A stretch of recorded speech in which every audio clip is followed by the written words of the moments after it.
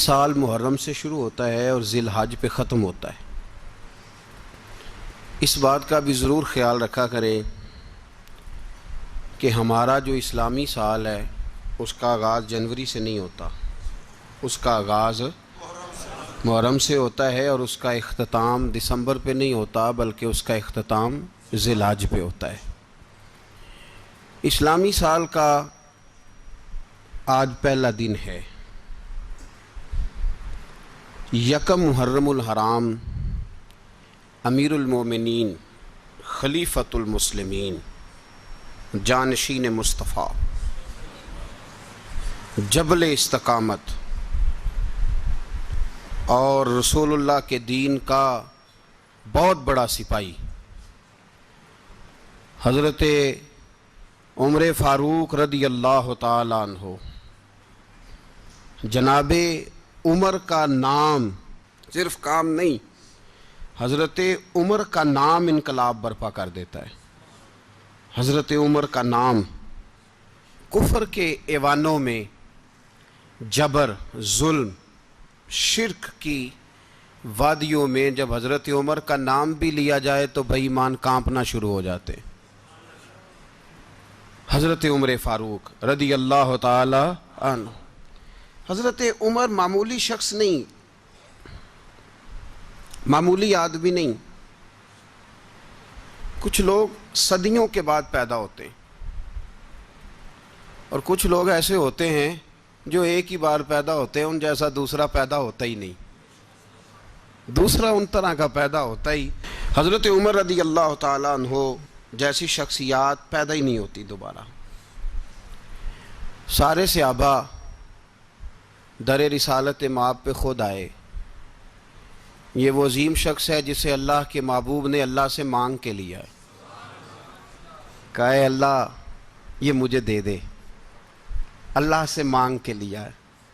اس لیے صوفیاء کہتے ہیں کچھ مرید ہوتے ہیں کچھ مراد ہوتے ہیں، کچھ مرید ہوتے ہیں کچھ مراد ہوتے ہیں۔ مرید وہ ہوتا ہے جو چل کے آتا ہے، آ کے مرید ہوتا ہے۔ مراد وہ ہوتا ہے جسے کہا جاتا ہے کہ یہ کبھی میرا بن جائے نا، یہ کبھی آ جائے نا، میرا بن جائے، اس کو مراد کہتے ہیں۔ حضرت عمر مصطفیٰ کریم کی مراد ہیں، حضور کی مراد ہیں۔ اللہم اعز الاسلام بے اسلام عمر ابن خطاب، اے اللہ اسلام کو عزت دے دے، میرے عمر کو کلمہ پڑھنے کی توفیق عطا فرما دے۔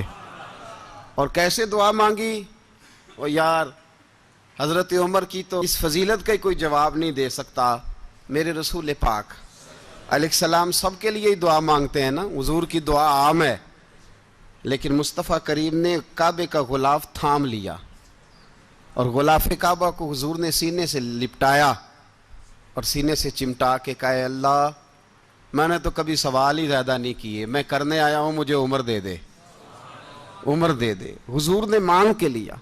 اور پھر جب جس کو حضور مانگے اللہ سے، کہ حضرت عمر رضی اللہ تعالیٰ عنہ کا آج یوم شہادت ہے، میرا تو دل کرتا تھا کہ فجر سے باتیں شروع ہوں اور سارا دن ہی عمر کی باتیں ہوتی رہیں، سارا دن جناب عمر کی باتیں، سارا دن، اس لیے کہ ذکر جناب عمر کا ہوگا پر راضی اللہ کے رسول ہوں گے صلی اللہ، تو جاگ کے بیٹھیں، خوش ہو کے بیٹھیں۔ ہمارے ہاں منایا ہی نہیں جاتا، بابے اللہ کی تا ساؤن بھادروں اسو کتا تے منڈے جنوری فروری، تو اسلامی سال بھی گیا اور وہ تاریخیں بھی ساری گئیں۔ یکم محرم امت مسلمہ کے لیے بہت بڑا دن ہے، بہت بڑا دن۔ یہ شہادت ہے حضرت عمر فاروق کی رضی اللہ تعالی عنہ۔ یہاں چھوٹی چھوٹی باتوں پہ گورنمنٹ چھٹی کرتی پھرتی ہے، چھوٹی چھوٹی باتوں، الیکشن ہو گیا تو چھٹی، فلاں جگہ پہ تھوڑا سا کسی نے خبر دے دی کہ کوئی پریشانی ہے تو چھٹی، فلاں جگہ یہ ہو گیا تو چھٹی، یہاں تک کہ فلاں وزیر صاحب فلاں علاقے میں آئیں گے تو سارے علاقے کو چھٹی۔ اور اب تو اس سے بڑا حال ہونے لگا ہے، اگر جن لوگوں کی سندھ میں حکومت ہے ان کے لیڈر کا دن آیا تو اس دن چھٹی، اور جن کی پنجاب میں حکومت ہے ان کا دن آیا تو چھٹی۔ ہمارا مطالبہ ہے حکومت پاکستان سے، اگر سر اٹھا کے جینا چاہتے ہو تو یکم محرم کو چھٹی کیا کرو، اگر سر اٹھا کے جینا چاہتے ہو تو یکم محرم کو چھٹی کرو جناب عمر کے دن، اور ملت کے جوانوں کو بتاؤ کہ اگر عزت کی زندگی جینا چاہتے ہو تو اس طرح جیو جس طرح فاروق اعظم جی کے گئے ہیں۔ عزت اور وقار کی زندگی، جمہوریت حضرت عمر سے سیکھنی پڑے گی، حکومت کرنے کے طریقے حضرت عمر سے، رعایا کو سیکھنا پڑے گا کہ امیر کس طرح بنایا جاتا ہے اور امیر کس طرح کے ہوتے ہیں۔ یہاں لوگ ہمیں یورپ کی مثالیں دیتے ہیں، لوگ یہاں ہمیں آ کر کے امریکہ کی مثالیں، انہیں کیا پتا حکومت کیا ہوتی ہے؟ وہ کہتے ہیں جی وہ سائیکل پہ جاتا ہے ان کا حکمران۔ میں نے کہا وہ سائیکل پہ جاتا ہے؟ میرے عمر فاروق مدینے سے مکے گئے تھے تو پیدل ہی حج کرنے چلے گئے، پیدل ہی۔ اور جناب عمر فاروق رضی اللہ تعالیٰ عنہ عید کی نماز پڑھانے گئے، عید کی نماز عمر خطبہ عید دینے گئے۔ اور اس زمانے میں کون سا غریب ہے جو ننگے پاؤں جاتا ہو؟ کون سا غریب ہے جو مسجد ننگے پاؤں جاتا ہو؟ لوگوں نے تو 3 قسم کی چپلیں رکھی ہوئی ہیں، ایک مسجد جانے کی علیحدہ ہے، گھر پہننے کی علیحدہ ہے، شادی بیاہ پہ جانے کی چپل علیحدہ ہے۔ حضرت عمر فاروق رضی اللہ تعالیٰ عنہ نکلے عید کا خطبہ دینے کے لیے تو بیوی سے کہنے لگے جوتا، اس نے کہا صاحب اتنی دفعہ ٹوٹا ہے اب گانٹھا نہیں جا سکتا، اتنی دفعہ ٹوٹا ہے کہ اب دوبارہ پیمند نہیں لگ سکتے۔ تو حضرت عمر کہنے لگے چل کوئی حرج نہیں، بغیر جوتے کے ننگے پیر ہی چلتے ہیں، کوئی حرج نہیں۔ تو کہنے لگے لوگ کیا کہیں گے؟ فرمایا چپ کر، لوگ جس دن عمر نے یہ دیکھ لیا نا لوگ اس کے بارے میں کیا کہتے ہیں، اس دن عمر نہیں رہے گا۔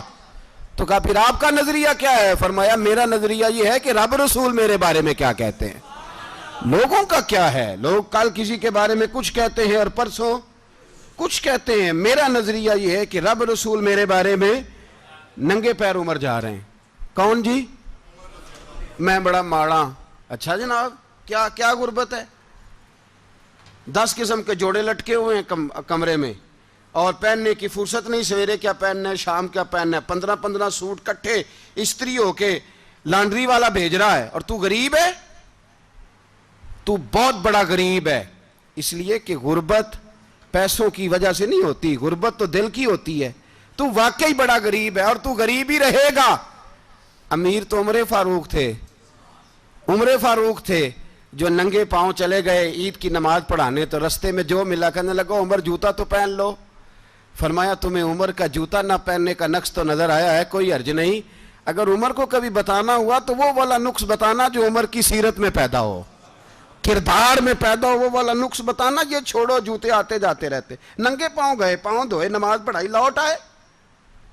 او بھائی یہاں تو ہمارا بناؤ سنگار اترنا، جتنی توجہ کپڑوں کی طرف ہے اتنی توجہ کبھی ہماری علم کی طرف ہوتی نا، جتنا ذوق شوق ہمارا بناؤ سنگار کی جانب ہے، اتنا بناؤ سنگار کبھی ہمارا اخلاقیات کی جانب ہوتا تو معاملات بڑی حد تک سنورے ہوئے ہوتے۔ حضرت سیدنا فاروق اعظم رضی اللہ تعالی اپنی زندگی کو ترتیب دیا، ایک دن بھی خلافت نہیں مانگی اللہ سے۔ حضرت عوف بن مالک اشجعی ایک صحابی ہیں، حضرت عوف بن مالک رضی اللہ تعالیٰ عنہ فرماتے ہیں کہ جناب ابو بکر صدیق کا زمانہ تھا تو میں نے خواب دیکھا، میں نے خواب میں جناب عمر کو دیکھا، اور میں نے دیکھا کہ کوئی کہنے والا کہہ رہا ہے کہ عمر وہ ہے کہ اللہ کے رستے میں کوئی اسے جتنا مرضی برا بھلا کہے یہ پرواہ نہیں کرتا۔ کس کے رستے میں؟ بولے سارے۔ اس کا مطلب ہے اللہ کے رستے میں لوگ برا بھلا بھی، قرآن مجید نے کہا وَلَا يَخَافُونَ لَوْمَةَ لَائِمٍ، کچھ لوگ ایسے ہیں جو برا بھلا کہنے والوں کی پرواہ نہیں کرتے۔ آپ یقین کریں اگر پرواہ شروع ہو جائے نا تو دین کا کام ختم ہو جائے، نہ کوئی تقریر کرے، نہ کوئی تدریس کرے، نہ کوئی پیری مریدی کرے، ختم ہو جائے اگر باتوں کی پرواہ ہو۔ لیکن وہ پرواہ، حضرت عوف بن مالک اشجعی کہتے ہیں میں نے خواب میں دیکھا کہ عمر وہ ہے جو کسی کی پرواہ، اور دوسری بات میں نے یہ دیکھی کہ عمر خلیفہ بنے گا، اور تیسری بات میں نے خواب میں یہ دیکھی کہ عمر شہید بھی کیا جائے گا، عمر شہید بھی ہوگا۔ یہ میں نے 3 باتیں خواب میں دیکھی۔ فرماتے ہیں میں نے آ کے خواب حضرت ابو بکر صدیق کو سنائی، وہ خلیفہ تھے، وہ کہنے لگے ٹھہر جا میں عمر کو بلاتا ہوں، اس کے سامنے دوبارہ سنانا، اس کے سامنے۔ فرماتے ہیں میں نے بلایا حضرت عمر فاروق کو آ کے بیٹھے، خواب شروع ہوا، کہا ایک بات تو میں نے یہ دیکھی کہ آپ ملامت کرنے والے کی پرواہ نہیں کرتے، دوسرا آپ خلیفہ بنے گے۔ جناب عمر کہنے لگے چپ کر، ابو بکر کے سامنے ہی کہہ رہا ہے، چپ کر، خلیفہ کے سامنے ہی کہہ رہا ہے۔ تو حضرت ابو بکر صدیق کہنے لگے عمر اسے کہنے دو، مجھے لگتا ہے رب کی رضا یہی ہے کہ میرے بعد اگر مصطفیٰ کا منبر ملے تو عمر کو ملے، اسے کہنے دو، کہنے دو۔ یار یہاں تو لوگ ڈینگے مارتے ہیں، یہاں تو لوگ دعوے کرتے ہیں میرے سامنے فلانے کو بھی بٹھاؤ، فلانے کو بھی بٹھاؤ، اس کو کیا پتا، اس کو کیا پتا، یہ تو بڑکے مارنے کا دور ہے۔ حضرت عمر رضی اللہ تعالیٰ عنہ کو تیسری بات کہی، حضرت عوف بن مالک نے کہا آپ شہید کیے جائیں گے، میں نے خواب دیکھی ہے۔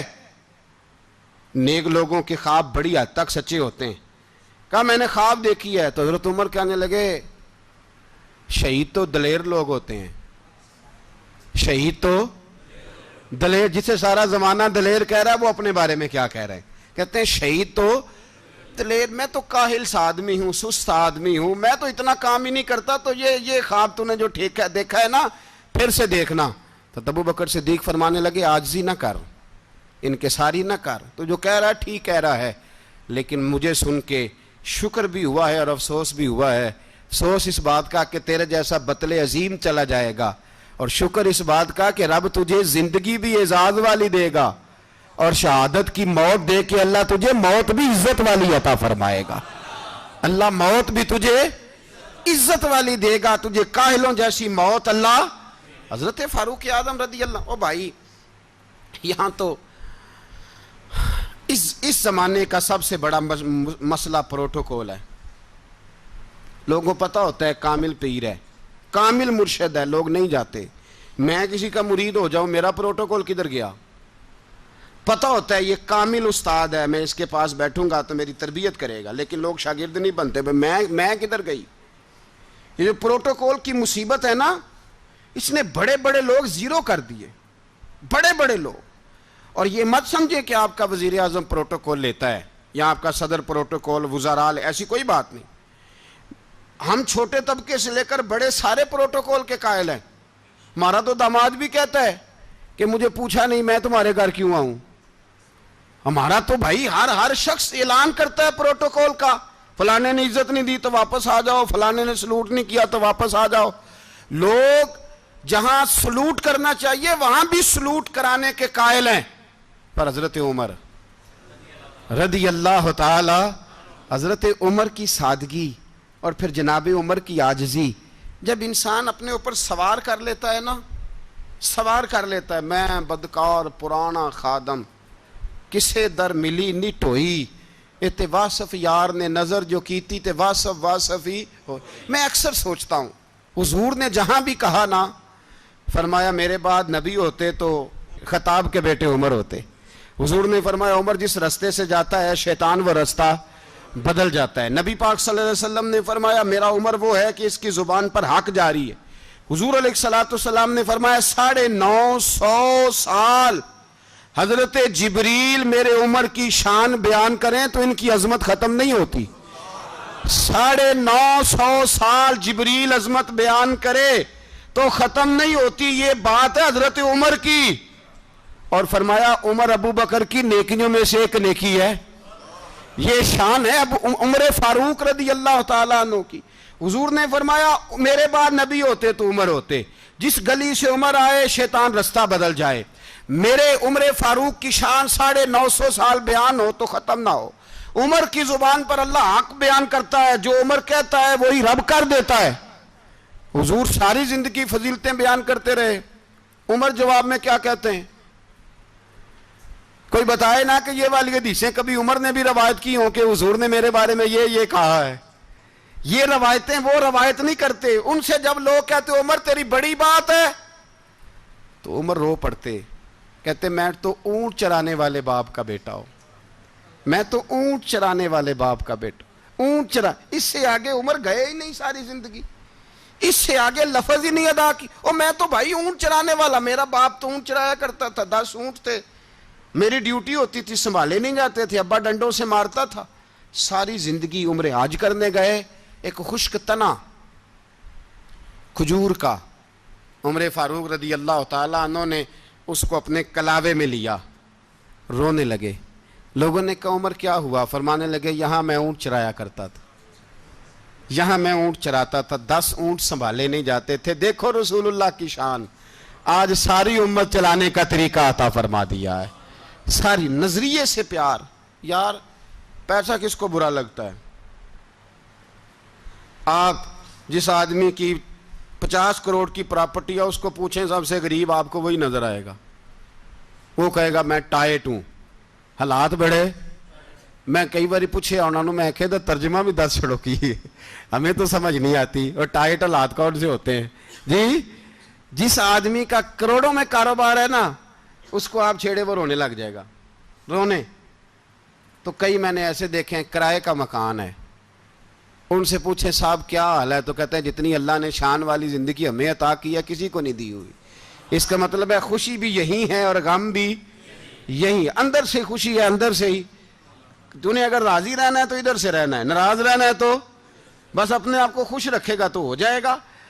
سارے صحابہ مل کے آئے، کہنے لگے عمر فاروق سے کہنا ہے نبی پاک کے زمانے میں تو ظاہراً غربت تھی، ابو بکر کے دور میں بھی غربت تھی، اب تو بڑا محال ہے، عمر سے سفارش کرو کہ عمر نیا کرتا پہنا کرے۔ ملکوں کے سفیر آتے، عمر وہی پھٹی پرانی چادر اوڑھ کے اور وہی کئی جگہ پہ پیوند لگے سوٹ پہن کے سفیروں کے سامنے بیٹھ جاتا ہے۔ عمر کو مشورہ دو، طے ہو گئی بات۔ سب نے جب مشورہ دے لیا تو سارے کہنے لگے یہ بتاؤ شیر کی مونچھ کو ہاتھ کون لگائے گا؟ کہنا کس نے ہے؟ بندہ بھی تو ڈھونڈو نا۔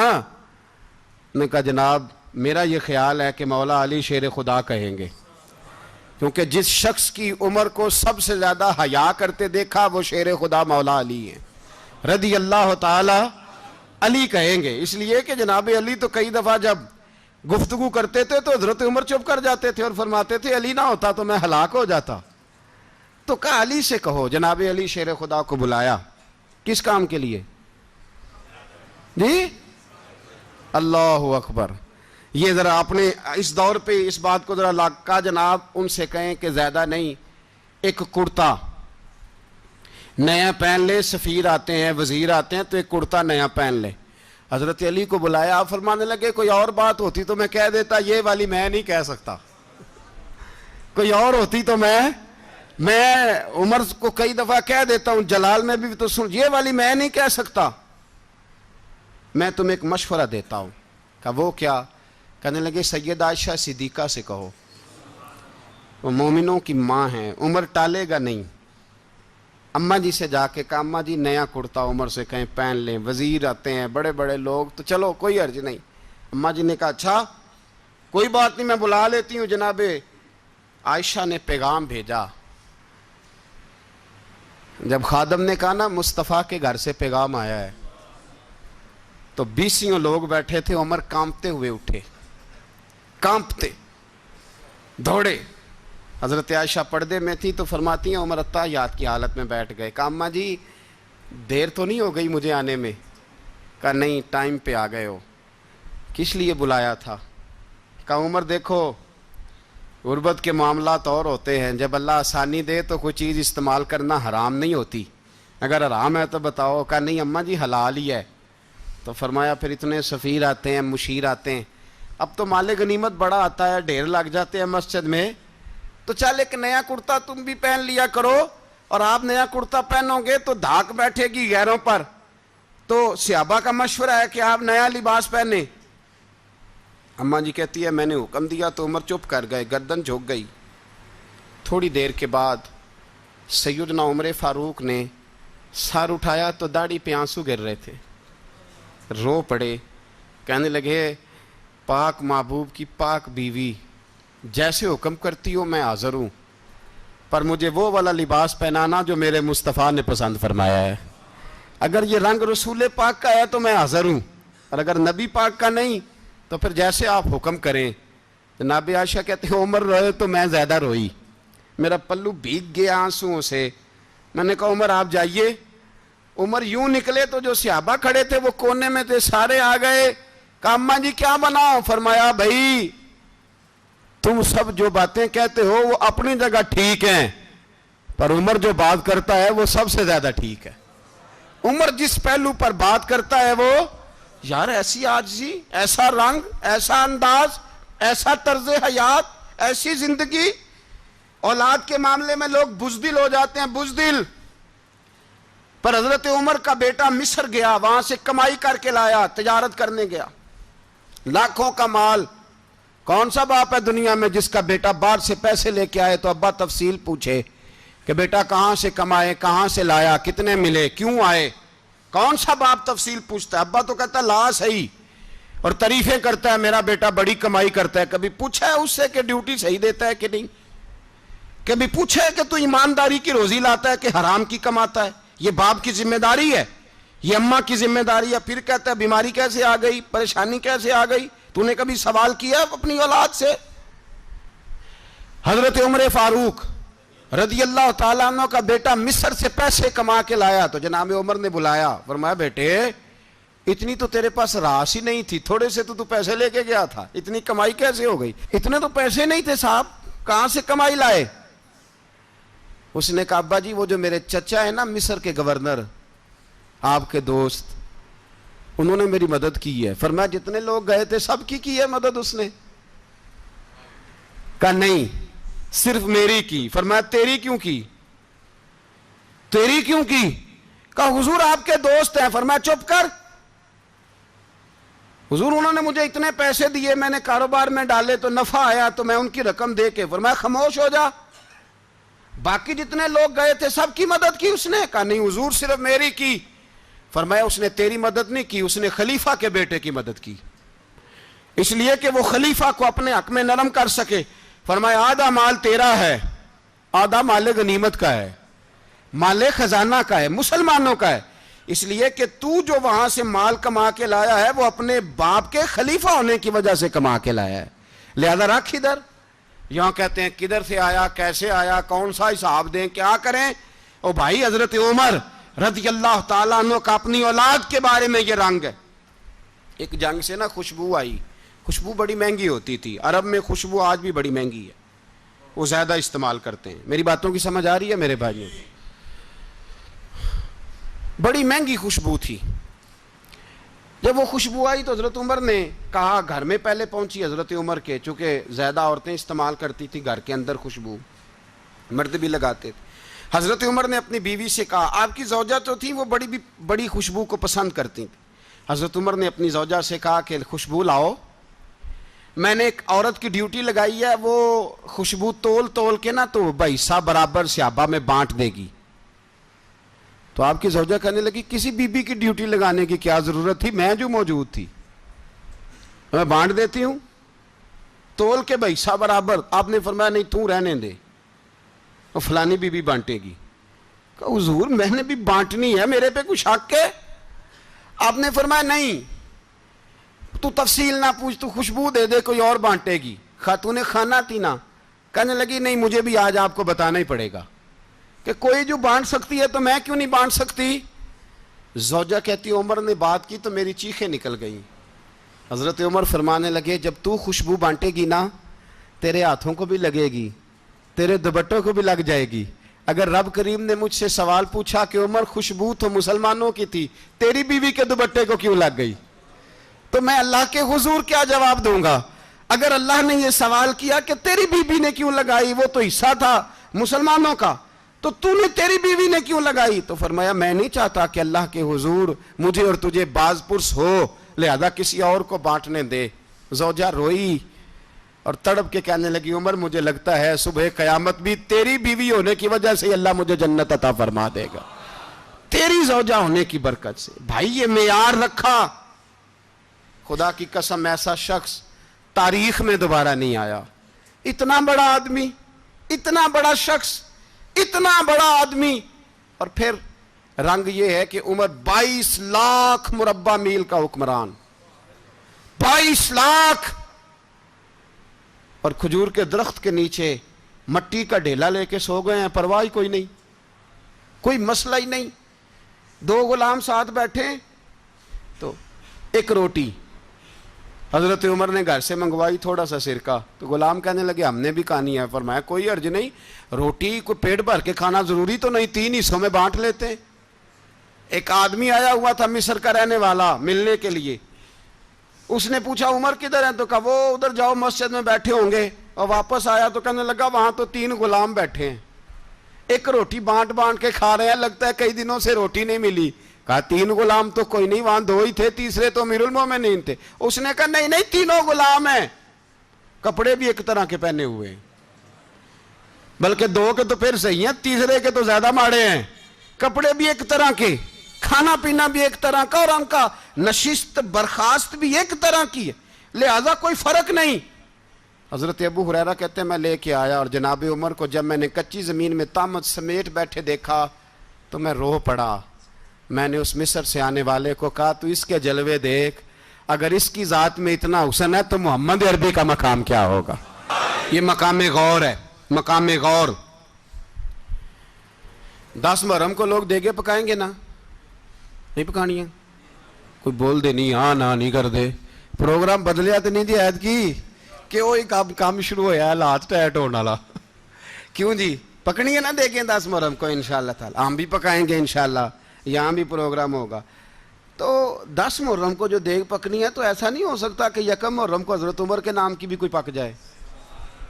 اگر امام حسن حسین کے نام کی دیگیں پکیں تو جو امام حسن حسین کے سے پیار کرنے والے ہیں, جو امام حسن حسین سے, ہم لوگوں نے بھی عجیب رٹا اپنایا ہے نا. ہم لوگ بات کا ایک پہلو دیکھتے ہیں, دوسرا نہیں دیکھتے. حضرت امام حسن اور حسین کو بھی نبی پاک نے شہید کہا, اور جناب عمر کو بھی رسول اللہ نے خود شہید فرمایا. فرمایا شہید ہے, خود فرمایا اپنی زبان سے کہ یہ شہید ہے, خود میرا عمر شہید ہے. تو ان کے نام کی دیگ نہیں پکنی چاہیے, اس طرف نہیں ہماری توجہ ہونی چاہیے. اور اہل بیت نبو, یہ بات میں پہلے بھی کرتا ہوں, آج پھر کرنا ضروری سمجھتا ہوں. اہل بیت کا پیار سن لو کان کھول کے. اہل بیت کا پیار اگر ہمیں کسی نے سکھایا ہے تو سیدنا عمر فاروق نے سکھایا ہے. اہل بیت نبوت کی محبت اگر کسی نے سکھائی ہے تو کس نے سکھائی ہے؟ بول کے بتائیے. حضرت عمر نے. اہل بیت کا پیار ہمیں حضرت عمر نے بول کر کے سکھایا ہے. بھائی یاد رکھیں, کسی کی طاقت نہیں تھی دم مارنے کی حضرت عمر کے سامنے, طاقت ہی نہیں تھی. کیسر و کسرا کانپ جاتے تھے, جرت ہی نہیں کرتے تھے حضرت. اور ہمارے تو تعلقات بڑے ہیں نا غیروں سے. حضرت ابو موسیٰ اشعری رضی اللہ تعالیٰ عنہ فرماتے ہیں میرا منشی عیسائی تھا, وہ کاتب کہتے تھے وہ لوگ, میرا حساب کتاب عیسائی تھا. تو فرماتے ہیں ایک دن میں نے وہ سارا حساب کتاب لین دین کے حضرت عمر کو دکھائے تو فرمانے لگے جس نے لکھے ہیں اس کو بلاؤ. کہنے لگے حضور مسجد نہیں آ سکتا. کیوں نہیں آ سکتا؟ کہنے لگے وہ عیسائی ہے. کہتے ہیں حضرت عمر جلال میں آ گئے. آپ فرمانے لگے جنہیں رب دور کرتا ہے تم کیوں قریب کرتے ہو؟ جنہیں اللہ دور کرتا ہے. فرمایا تم غیروں کو اگر عہدے دو گے تو اپنوں کا کیا بنے گا؟ اگر تم غیروں کو عہدے دو گے تو اپنوں کا. یہ سوچ ہے جو آج برما کے مسلمانوں کے لیے بھی ضروری ہے. کہا اگر تم غیروں کو عہدے دو گے تو اپنوں کا.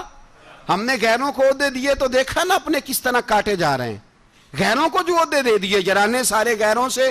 روز دعویٰ ہوتا ہے چین ہمارا سجن ہے, چین ہمارا دوست ہے. او بھائی دوست ہے تو اس سے کہو نا کہ برما تو تمہاری ایک چھوٹی سی ریاست ہے, چین کے بغیر تو وہ سانس بھی نہیں لے سکتا. اس کو کہو نا اس حکومت پہ دباؤ ڈالے. لیکن ہم لوگوں نے غیروں کو عہدے دیے تو اپنے پس گئے. حضرت عمر کہتے تھے ذمی کا ہم ادب کریں گے, ذمی کافر کا ہم, ایسا کافر جو مسلمان ریاست کو قبول کرے, بدامنی نہ پھیلائے. ایک آدمی کو آپ نے دیکھا آنکھوں سے نابینا ہے اور بھیک مانگ رہا ہے, تو حضرت عمر کو نظر آ گیا. فرمایا کون ہو؟ اس نے کہا میں یہودی ہوں. فرمایا بھیک کیوں مانگتے ہو؟ کہا جب تک تندرست تھا مسلمانوں کو جزیہ دیتا تھا, بوڑھا ہو گیا ہوں کیا کروں. حضرت عمر نے گھوڑے کی پشت پہ بٹھایا, کافر کو گھوڑے کی پشت پہ بٹھایا اور بٹھا کے مدینے لائے. حضرت علی شیر خدا وزیر خزانہ تھے. فرمایا علی اس کا وظیفہ جاری کرو. کہا یہ کون ہے؟ فرمایا یہ یہودی ہے لیکن یہ ہمیں جزیہ دیتا رہا, بوڑھا ہو گیا بیچارہ, بھیک مانگنے پہ مجبور ہے, ہماری حکومت کے اندر رہتا ہے, اس کا پورا وظیفہ جتنا خرچہ اتنا وظیفہ لگاؤ. حضرت علی کہتے ہیں میں وظیفہ لگا رہا تھا اور وہ میرے نبی کا کلمہ پڑھ رہا تھا, وہ رسول اللہ کا کلمہ پڑھ رہا تھا. یہ مزاج, یہ نہیں کہ کافر. حضرت عمر نے گورنروں کو خط لکھے تھے کہ زبردستی کسی کو مسلمان نہیں کرنا, جہاں ان کی عبادت گاہیں بنی ہو گرانی نہیں, کوئی مندر کوئی گرجا ضائع نہیں کرنا. اسلام سب کو جینے کا موقع دیتا ہے, پر بے ایمانو ظالموں بدذاتوں تمہیں یہ کہتا ہے کہ ہم تمہیں جینے کا موقع دیتے, تم بھی مسلمانوں کو جینے کا موقع دو. یہ جہاں بستے ہیں جہاں رہتے ہیں انہیں وہاں جینے کا موقع دو, انہیں بھی اللہ اکبر کہنے کا موقع دو, انہیں بھی قرآن پڑھنے کا موقع دو, انہیں بھی رسول اللہ پر درود پڑھنے کا موقع دو. ہمارے ملک میں عیسائی اپنی مرضی سے کھلے عام تبلیغ کرتے ہیں. یہاں تو چینل چلائے ہیں عیسائیوں نے. کسی مذہبی جماعت نے کبھی جلوس نکالا ہے کہ عیسائیوں کا چینل بند کرو؟ بولے نکلا ہے کہ نہیں نکلا؟ کتنے ظلم کی بات ہے. ہم جب غیر کو اتنا تحفظ دیتے ہیں, اتنا تحفظ دیتے ہیں. ہم نے دیکھا ہے, مجھے بیسیوں لوگوں نے عید پہ ٹیلی فون کیے کہ عیسائیوں کو قربانی کا گوشت دے لیں, مجبور ہیں جی, دروازے پہ آ گئے ہیں, ہمارے کام کاج کرتے ہیں. بیسیوں لوگ, عام آدمی کے دل میں ان کا اتنا جذبہ ہے. وہ مسائل کا بیان کرنا ایک علیحدہ بات, لیکن ہمارے دل کافر کے حق میں بھی نرم ہو جاتے ہیں. تم کس قدر زیادہ بے ایمان ہو اور کفر کس قدر زیادہ ذلیل ہو گیا ہے کہ مسلمان کے حق میں نرم ہوتا ہی نہیں. اور اس سے بڑے ذلیل وہ ہیں جو ان ذلیلوں کے سپورٹر ہیں. وہ کسی عرب ملک کے حکمران ہو یا کسی اور جگہ کے, وہ بڑے ذلیل ہیں جو ان ذلیلوں کے سپورٹر ہیں, جو برما کی بچیوں کے قتل پر اپنی حکومتیں چمکا رہے ہیں. انہیں شرم نہیں آتی. اس قدر مسلمان تڑپا ہے, لیکن ان بے غیرتوں کو ذرا ہوش نہیں آئی. اور یہ ان کے کماش, ان کے دلال جو ہر جگہ ان کی سپورٹ کر کے اپنی حکومتیں قائم کرتے ہیں, بے ایمانوں کو پتہ نہیں کہ کب ان پر اللہ کا عذاب اترے گا اور کس طرح ان کے پرخشے اڑیں گے. تمہیں اپنی ذلت اور رسوائی نظر نہیں آ رہی کہ زمین کس طرح تمہارے لیے تنگ ہو گئی ہے؟ اس سے زیادہ اور تمہاری رسوائی کیا ہوگی؟ ڈرو اللہ سے. اور یہ تو دنیا کا عذاب ہے. ان بطش ربک لشدید, میرا رب کہتا ہے قیامت تو قائم ہونے دے. جتنا سخت تیرے رب کی پکڑ ہے اتنی کسی دوسرے کی ہو سکتی, یاد رکھیں. اور تھوڑا احتیاط کریں ہم سب لوگ بھی, جو ہم لوگ آدھی زبان بول کے بھی ان کی سپورٹ کرتے ہیں. اب شرم آنی چاہیے ہمیں ان حکومتوں کی سپورٹ کرتے جو مسلمانوں کی لاشوں کے اوپر حکومتیں قائم کرتے ہیں. شرم آنی چاہیے. بہرحال بات دور نکل جائے گی اور میں اپنے مضمون پہ رہتا ہوں. اہل بیت کا پیار اگر سکھایا ہے تو جناب عمر نے سکھایا ہے رضی اللہ تعالی عنہ. امام حسن ملنے, آپ یقین کریں میں جب اس واقعہ کو پڑھتا ہوں تو میرا دل جھوم جاتا ہے. میں کہتا ہوں یار ڈاڈا ہونا اپنی جگہ پہ, عشق ہونا اپنی جگہ پہ, انسان کا باوقار ہونا اپنی جگہ. جہاں کھڑے ہونا تھا وہاں یہ کھڑے ہوتے تھے, اور جہاں جھکنا تھا وہاں یہ. ان لوگوں میں اقبال نے کہا تھا تیری نگاہ ناز سے دونوں مراد پا گئے, عقل غیاب و جستجو عشق حضور و اضطراب. جہاں اگر آیا ہے سامنے کیسر و کسرا تو عمر جیسا دلیر کوئی نہیں. اگر سامنے آیا ایران کا بادشاہ تو عمر جیسا تگڑا کوئی نہیں. اگر آیا ہے سامنے غسان کا بادشاہ تو عمر جیسا عادل کوئی نہیں. لیکن اگر علی کا بیٹا آیا ہے, اگر فاطمہ کے لال پارے آئے ہیں, تو پھر فاروق اعظم سے جیسا محب کوئی نہیں, پھر ان سے جیسا پیار کرنے والا کوئی نہیں. اندر بیٹھے ہیں جناب عمر, اندر تنہائی میں کچھ وزیروں سے گفتگو ہو رہی ہے, میٹنگیں جاری ہیں. آپ کے بیٹے ملنے آئے جناب عبداللہ ابن عمر. ابا جی ملنا ہے. بات ٹھہرو, بات کر رہا ہوں, کوئی نہ اندر آئے. صاحب زیادہ باہر کھڑا ہے. تھوڑی دیر گزری تو امام حسن بھی آ گئے. کون آئے؟ آپ کو جو ملے گا امام صاحب کا نام لینے سے, وہ سردار ہیں جنتیوں. کون آئے؟ سارے بولیے. امام حسن, تیری نسل پاک میں ہے بچہ بچہ نور کا, تو ہے نے نور تیرا سب گھرانہ. امام حسن آئے تو حضرت عبداللہ ابن عمر کو دروازے پہ کھڑے دیکھا. کہا امیر المومنین کہاں ہیں؟ کہنے لگے حضرت عمر کے بیٹے. کہنے لگے وہ اندر بیٹھے, کچھ میٹنگ ہو رہی ہے, اور انہوں نے کہا کوئی اندر نہ آئے, لیکن آپ جانا چاہیں تو چلے جائیں. آپ جانا چاہیں تو, تیری نسل پاک میں ہے بچہ بچہ نور, آپ جانا چاہیں تو چلے جائیں. تو انہوں نے کہا جب آپ باہر کھڑے ہیں تو مجھے کوئی اتنا ضروری کام نہیں, اور ابھی زور کی نماز تھوڑی دیر میں ہوگی, میں مسجد میں مل لوں گا امیر المومنین سے. یہ بات کہہ کے امام حسن چلے گئے. یار اتنی بڑی بات نہیں تھی, اتنی بڑی بات نہیں تھی. وہ میرے استادوں کا بیٹا بھی آئے تو کہا ٹھیک ہے جی وہ سوئے ہوئے ہیں, کوئی غرض نہیں یار میں ٹھہر کے آ جاؤں گا. کوئی بڑی بات نہیں تھی, دیکھا جائے تو بڑی بات نہیں تھی, پر بات بہت بڑی تھی اس لیے کہ یہ خالی حسن نہیں, یہ حسن ابن علی ہیں. یہ حضرت فاطمہ کے لخت جگر. حضرت عمر باہر نکلے, عبداللہ ابن عمر سے پوچھا کوئی آیا تو نہیں؟ تو کہا حضور امام حسن آئے تھے. تو کہا پھر شہزادے کو اندر کیوں نہیں بھیجا؟ کہا میں نے کہا تھا. وہ کہنے لگے اگر امیر المومنین مصروف ہیں تو میں ظہر میں مل لوں گا. حضرت عمر رونے لگے, فرمایا بیٹے تو نے اچھا نہیں کیا. پھر مسجد نہیں گئے, سیدھے امام حسن کے دروازے دستک دی. امام حسن باہر آئے, کہا شہزادے آئے تھے تو ملے کیوں نہیں؟ تو امام حسن کہنے لگے حضور آپ کا اپنا بیٹا دروازے پہ کھڑا تھا, آپ کا اپنا بیٹا دروازے پہ کھڑا تھا, اور منع بھی کیا تھا آپ نے تو میں زور میں مل لیتا. حضرت امام حسن فرماتے ہیں جوش جذبات میں جناب عمر نے سر سے پگڑی اتار دی, جوش جذبات میں. کہنے لگے حسن میرے بیٹے کا اور آپ کا کیا مقابلہ؟ کیا اس کی ماں کا نام فاطمہ الزہرا ہے؟ کیا اس کی نانی کا نام خدیجۃ الکبریٰ ہے؟ کیا اس کے نانے کا نام محمد مصطفیٰ ہے؟ آپ کا اور اس کا کیا مقابلہ؟ پھر رو پڑے اور کہنے لگے بیٹے میں مکے کے صحراؤں میں اونٹ چرایا کرتا تھا, یہ جو میرے سر پر عزت کے بال ہیں یہ تیرے نانے کے اگائے ہوئے. میں مکے کے خبردار شہزادے خبردار. او بھائی اہل بیت نبوت کے ادب کا رنگ اگر سکھایا ہے تو سیدنا عمر نے سکھایا ہے. حضرت عمر فاروق اتھارٹی ہیں, اسلام کی اتھارٹی. یکم محرم حضرت عمر کی شہادت ہے.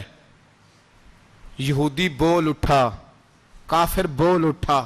اگر 6 مہینے عمر دنیا میں اور رہتے تو دنیا میں کوئی کافر موجود نہ ہوتا. 6 مہینے. اور جب اس بطل جلیل کا جنازہ اٹھا, اللہ بخاری پڑھیے نا, اللہم ارزقنا شہادتا فی سبیلک, اللہ بسترے کی موت نہ دینا, شہادت کی دینا. عمر شہید ہوئے, مسجد نبوی میں نماز پڑھاتے, اور جب جنازہ اٹھا تو مدینے کا پھر پیچھے جو دلیر بچے وہ مولا علی تھے.